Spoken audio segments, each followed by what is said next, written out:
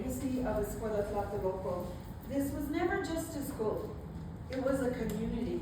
It was the womb where my father and mother planted the seeds of struggle, where marches, rallies, action against oppression anywhere in this city started here and would march downtown, if you all remember, against Columbus.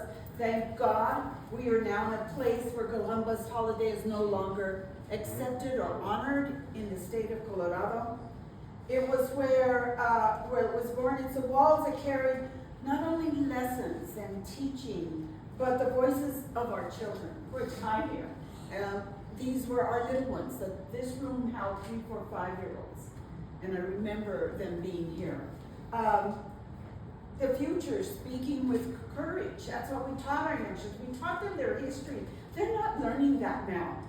They're not learning that. And we're not doing a good job as community, family, or parents, making sure they learn that they know who they are, that they are proud of who they are, that they are indigenous.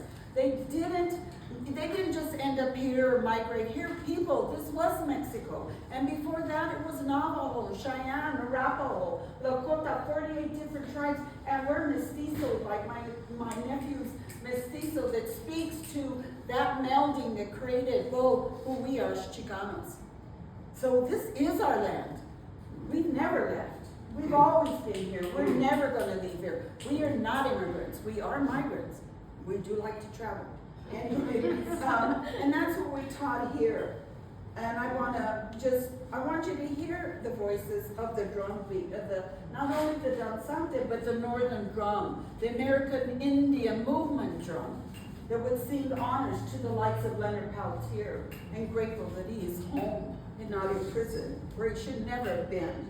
Although we have a president that should be in prison and convicted, but he'll never get there. I want to thank Nina for keeping the spirit alive. That's why I come. It's very hard to come here. But I do that because I want to thank her for listening to those children's voices, for protecting the flame, for ensuring that the drumbeat still echoes here in this place and in our hearts today. In these times of renewed repression, clearly we must return to that lesson. We must hear our children, we must follow the drum, and we must walk in the spirit of our ancestors. We cannot forget who we are, and we cannot stop raising our voices, marching in the streets against repression, injustice, and we know the struggle continues. We got complacent. We learned our lesson. We can't afford to do that for the next 7 generations. Que viva Escuela Tlatelolco. Que viva nuestra comunidad. Thank you. Que viva.